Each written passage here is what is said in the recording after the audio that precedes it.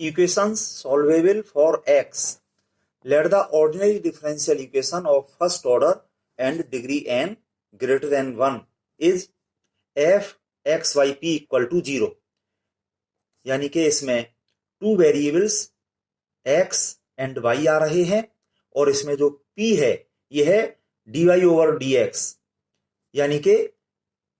Dependent variable y का first order derivative with respect to independent variable x, ये है p dy by dx। तो इनको लेते हुए जो फंक्शन f यहाँ पे हमने लिखा हुआ है और सारी चीजें हमने इधर कर ली, इधर इक्वल टू 0, तो ये इस तरह का इक्वेशन है और इसमें p की हाईएस्ट पावर n है, तो ये n डिग्री का और फर्स्ट ऑर्डर का ऑर्डिनरी डिफरेंशियल इक्वेशन है, क्योंकि ये p जो है केवल फर्स्ट ऑर्डर का डेरिवेटिव है dy बाई dx। तो इस पर हमने इक्वेशन नंबर 1 डाल लिया। When this equation 1 is solvable for x, it can be expressed explicitly in the form x equal to phi y and p। ये x function of y and p जो यहाँ पे लिखा हुआ है, अगर इस तरह से लिखा जा सके ये इक्वेशन कि इसमें जो तीन चीजें हैं x, y और p, तो इनमें से x की वैल्यू अदर टू के टर्म्स में अगर इस तरह से बन जाए, यहाँ पे तो हम ऐसा लिख रहे हैं ये f, phi वगैरह और सवालों में ये हमें कुछ ना कुछ मिलेंगे, तो अगर ये इस तरह से बन जाए तो ये x में सॉल्वेबल है। इस पे हमने इक्वेशन नंबर 2 डाल दिया और इस केस में हम इसको y के रेस्पेक्ट डिफरेंशिएट करते हैं। तो differentiating 2 with respect to y we get ये dx ओवर dy, यहाँ पे लिख लिया हमने, क्योंकि dy बाई dx होता है p, तो dx ओवर dy हो गया 1 अपॉन p और दिस इक्वल टू इधर इस साइड का जो हमने किया differentiation with respect to y, तो इसमें y और p तो ये आ ही रहे, y रेस्पेक्ट डिफरेंशिएशन करके इसमें y p और dp ओवर dy इधर आएंगे, तो इस पूरे को हमने ये कैपिटल F फंक्शन मान लिया। तो इसके अंदर कुल मिला के ये इतना इक्वेशन जो हमें मिला, इसमें p y और dp ओवर dy आ रहे हैं। इस पर इक्वेशन नंबर 3 डाल दिया जो कि which is a differential equation of first order and first degree in p and y। तो p और y में ये जो फर्स्ट ऑर्डर फर्स्ट डिग्री का इक्वेशन है, तो इसको जो हम इससे पहले मेथड पढ़ चुके हैं उनमें से कोई ना कोई मेथड इसमें लग जाएगा, उस तरीके से इसको हम सॉल्व कर लेंगे। तो वो तो जब हम इसके डिफरेंशियल इक्वेशन सॉल्व करेंगे तब आएगा, अभी तो फिलहाल इसको हम कुछ मान लेते हैं। Let its solution is function of y p and c equal to 0। इसका सॉल्यूशन जो भी आया सबको हम इस साइड में ले गए, इधर हमने 0 कर लिया, तो इसके अंदर सॉल्व करके जो आएंगे इसमें क्या है बाई पी, इसका जो है p का डेरिवेटिव ये हट जाएगा डिफरेंशियल इक्वेशन का जब हम सॉल्यूशन करेंगे तो इसमें बाई और p आएंगे और इनके अलावा एक आर्बिट्रेरी कांस्टेंट आएगा जिसको हमने c मान लिया है, where c is an arbitrary constant. इस पे हमने इक्वेशन नंबर 4 डाल दिया। तो अब यहाँ इसके जो है सॉल्यूशन के जो है लिखने के दो तरीके हैं। पहले तो हम ये देखते हैं कि एलिमिनेटिंग p बिटवीन 1 एंड 4, जो गिवन इक्वेशन 1 है और ये जो सॉल्यूशन हमें मिला है 4, इन दोनों में से अगर p एलिमिनेट हो जाए, जैसे फॉर एग्जांपल p की वैल्यू यहां से हम निकालें y और c के टर्म्स में और इसको हम रख दें इक्वेशन 1 में, तो p खत्म हो जाएगा और हमें मिल जाएगा x y और c के टर्म्स में इक्वेशन जो मिल जाएगा वो इस गिवन इक्वेशन 1 का कंप्लीट सॉल्यूशन और जनरल सॉल्यूशन हो जाएगा, जिसको हम शॉर्ट में केवल सॉल्यूशन भी कह सकते हैं। तो eliminating p between 1 and 4 the required solution is obtained. दूसरा केस ये बनता है कि if p can not be eliminated easily then the equation 2 and 4 can be solved for x and y in the form as this, कि ये equation 2 जो कि यहाँ पर है x की वैल्यू जो है y और p के टर्म्स में, और यहाँ पे जो हमें मिल गया है 4 में y p और c में रिलेशन जो मिल गया है, तो यहां से हम y की वैल्यू p और c के टर्म्स में बना लेंगे, इससे y की वैल्यू p और c के टर्म्स में बना लेंगे, तो वो इस तरह की बन जाएगी। ये जो यहाँ पे लिखा है हमने y equal to y function of p and c, ये बन गई। और y की ये जो वैल्यू है p और c के टर्म्स में, इसको हम रख देंगे इक्वेशन 2 में, यहाँ पे y की वैल्यू p और c के टर्म्स में, तो ये x की वैल्यू p और c के टर्म्स में इस तरह से आ जाएगी, x equal to function of p and c। तो इस तरह से x और y दोनों की वैल्यूज आ गई p के टर्म्स में, पी को यहाँ पर हम पैरामीटर ले लेंगे और सी तो आर्बिट्रेरी कांस्टेंट है ही। तो इस तरह से हमें गिवन डिफरेंशियल इक्वेशन बन के ये सॉल्यूशन पैरामीट्रिक फॉर्म में मिल जाएंगे। This is the solution of the given equation 1 in parametric form. तो ये तो सॉल्यूशन लिखने के दो तरीके हैं, दोनों ही केस में सॉल्यूशन तो हमारा कंप्लीट सॉल्यूशन या जनरल सॉल्यूशन है, जिसको शॉर्ट में हम सॉल्यूशन कह रहे हैं। और ये जो अगर हमें इस तरीके से मिल जाएगा जो पहले बताया था, तो वो कार्टेशियन फॉर्म होगी एक्स वाई के टर्म्स में, और सी आर्बिट्रेरी कांस्टेंट तो आता ही है। और ये पैरामीट्रिक फॉर्म है, यहाँ पर पी पैरामीटर है और सी आर्बिट्रेरी कांस्टेंट तो आता ही है। तो एक्स और वाई दोनों की वैल्यू पैरामीटर पी के टर्म्स में यहां पे मैंने लिख दिया है पी इज पैरामीटर। अब हम इसके एग्जाम्पल्स करेंगे। Example 1, solve the differential equation y equal to 3px plus 6p square y square. अब देखने में ये ऐसा लग रहा है जैसे सॉल्वेबल फॉर y हो, पर यहां पे देखो y स्क्वायर भी आ रहा है, तो y की वैल्यू इजीली इसमें in terms of p and x नहीं बन रही, जबकि x केवल एक जगह आ रहा है। तो इस टर्म को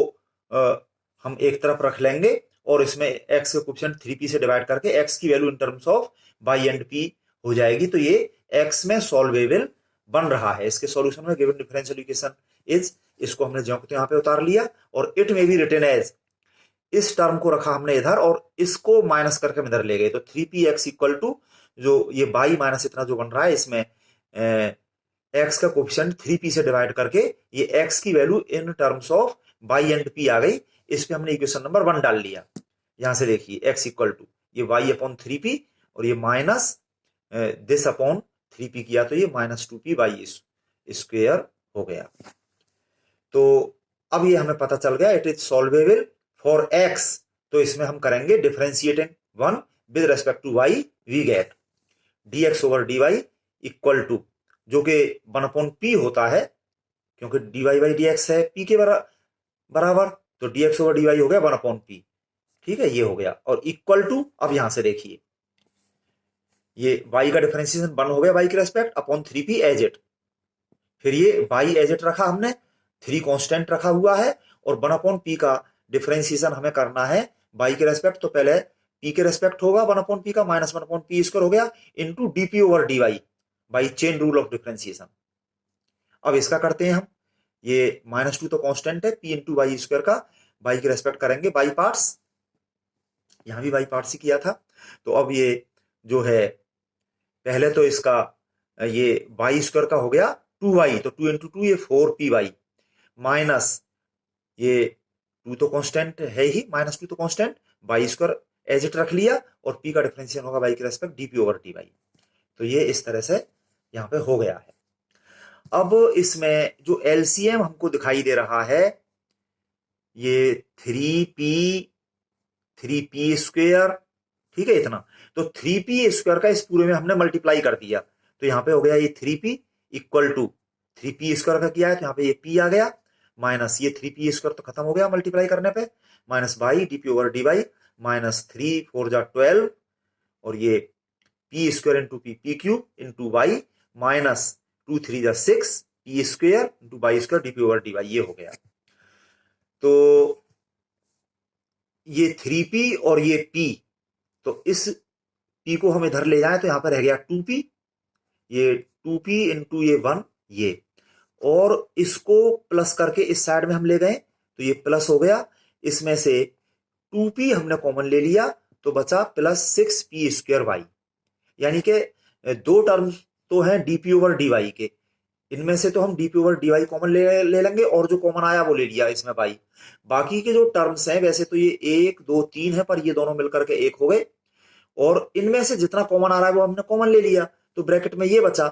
प्लस बाकी ये जो है ये और ये, इनमें dp ओवर dy देखो ये कॉमन ले लिया, और इन दोनों में y और कॉमन आ रहा है, और ये दोनों टर्म्स जो है प्लस के होके इस साइड में गए, और इधर कुछ नहीं बचा, इस साइड में इक्वल टू 0। तो ये इतना कॉमन लेकर के यहां तो ये हो गया 1, और यहां पे ये plus 6p square into y common ले लिया। तो अब ये ब्रैकेट जो है दोनों में है, ये दोनों में से कॉमन आ गया, इंटू यहां इस ब्रैकेट में 2p plus y into dp over dy equal to 0। तो इसमें जो ये फर्स्ट फैक्टर है, अगर हम दिस इक्वल टू 0 करेंगे, दिस इक्वल टू 0, तो इससे हमको सिंगुलर सॉल्यूशन मिलेगा, क्योंकि दिस इक्वल टू 0 और गिवन इक्वेशन के साथ में इसको मिला करके p एलिमिनेट जब हम कर देंगे तो वो सॉल्यूशन तो होगा पर उसमें आर्बिट्रेरी कांस्टेंट नहीं आएगा, तो वो सिंगुलर सॉल्यूशन होगा और उसकी हमें जरूरत नहीं है, तो इसको हमने छोड़ दिया। Neglecting this factor which does not involve d p over d y, एक पहचान ये भी है कि इसमें डीपी ओवर डीवाई नहीं है, इसलिए इंटीग्रेशन नहीं करना होगा, इसलिए आर्बिट्रेरी कांस्टेंट नहीं आएगा। So we have only this bracket equal to 0, ये बचा हमारे पास में, और ये p और y में फर्स्ट ऑर्डर फर्स्ट डिग्री का एक इक्वेशन है। इसको अपने पिछले तरीके से हम इजीली सॉल्व कर लेंगे। इस इक्वेशन नंबर 2 डाल दिया, यहाँ पे हम देख रहे हैं वेरिएबल सेपरेट हो रहे हैं, तो separating variables we get,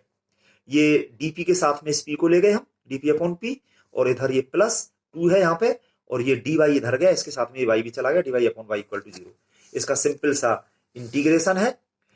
integration dp upon p log p plus 2 constant integration dy upon y log y equal to arbitrary constant, ये हमने यहाँ पे log c ले लिया। log को तो हम यहाँ पे हटा ही देंगे, log प्रॉपर्टी इसमें लगाई, log p into y square हो गया equal to log c, anti log लेने पे log हट गया दोनों साइड से, और यहाँ पे c is an arbitrary constant.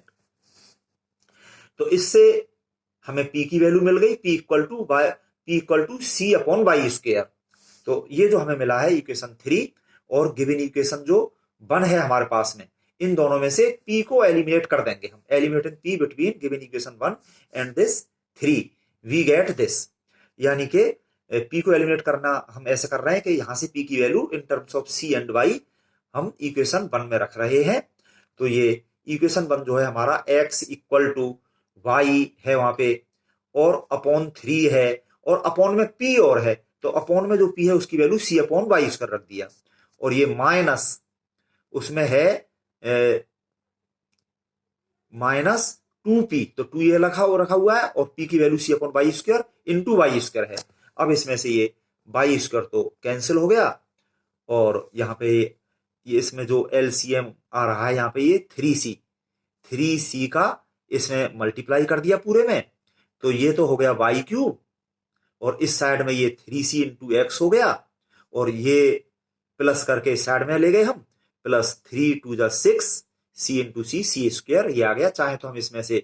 3c common लेके भी लिख सकते हैं, और ये अपना आंसर हो गया, बॉक्स में बंद कर दिया हमने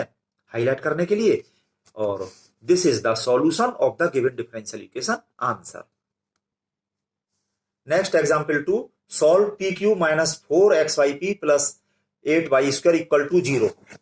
solution given differential equation is, इसको हमने एज इट यहाँ पे उतार लिया,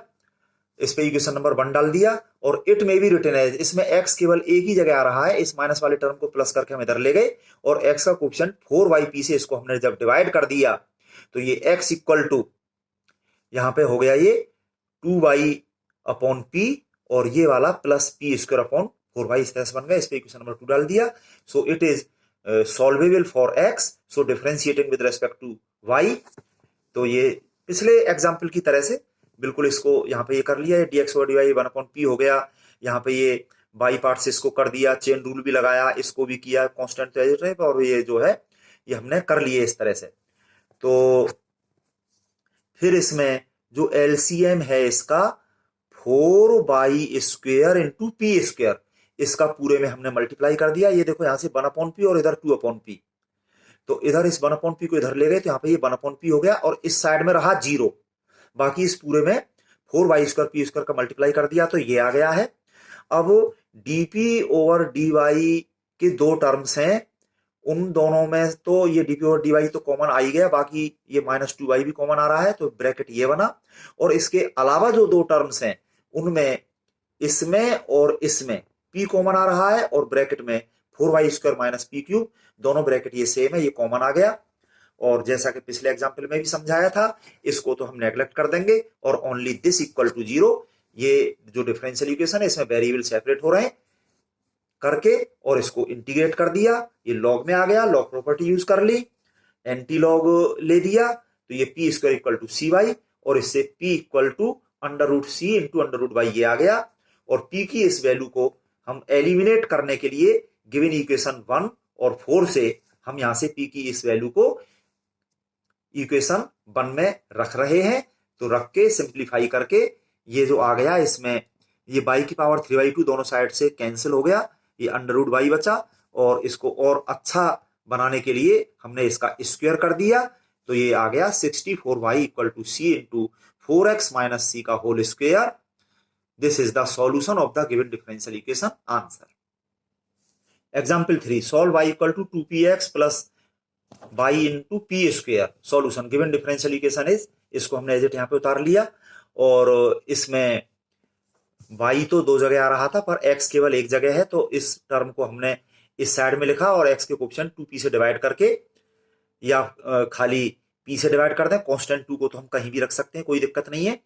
तो ये x की वैल्यू y और p के टर्म से बन गई, so it is solvable for x, और इसको y के रेस्पेक्ट डिफरेंशिएट करेंगे पिछले एग्जांपल्स की तरह से। इसको भी हमने किया, और ये यहाँ पर 2 तो कांस्टेंट है, और इसका ये dx upon dy 1 upon p हो गया। बाकी इसका बाई पार्ट्स इसका भी किया, इसका भी किया, चेन रूल भी लगाया, ठीक है, ये हो गया। तो ये dp ओवर dy के जो दो टर्म्स हैं, ये दोनों में से कॉमन आ गया, इन दोनों में y अपॉन p भी कॉमन आ रहा है, और ब्रैकेट ये बना। और इसके अलावा जो दो टर्म्स हैं उनको भी हमने एक ब्रैकेट में रख लिया, तो ये ब्रैकेट सेम है, कॉमन ले लिया, और इसको हम यहाँ पे रिजेक्ट कर देंगे, तो ओनली दिस इक्वल टू 0। ये फर्स्ट ऑर्डर फर्स्ट डिग्री का एक इक्वेशन है, इसमें भी वेरिएबल सेपरेट हो रहे हैं, और वेरिएबल सेपरेट करके इसको इंटीग्रेट कर दिया, ये लॉग में आ गया, लॉग प्रॉपर्टी यूज कर ली, एंटी लॉग ले दिया, तो p y equal to c, where c is an arbitrary constant, और इससे p की वैल्यू बन गई c अपॉन वाई। इस पे इक्वेशन नंबर 4 डाल दिया, तो गिवन इक्वेशन 1 से और 4 से हम p को एलिमिनेट करेंगे, तो यहां से p की value in terms of c and y given equation 1 में हमने रख दी एलिमिनेट करने के लिए। तो गिवन इक्वेशन जो था हमारा y equal to 2 into p था, तो p की जगह c अपॉन वाई रख दिया, into x plus y into P square, तो इसका स्क्वायर हो गया c square upon y square, और इसमें जो है ये y यहाँ से कैंसिल हो गया, और इसमें एलसीएम y ही आ रहा है बस, तो y का पूरे में मल्टीप्लाई कर दिया, तो वाई स्क्वायर इक्वल टू, यहाँ से c कॉमन आ गया, ब्रैकेट में 2x प्लस c, ये इसका आंसर हो गया। This is the solution of the given differential equation.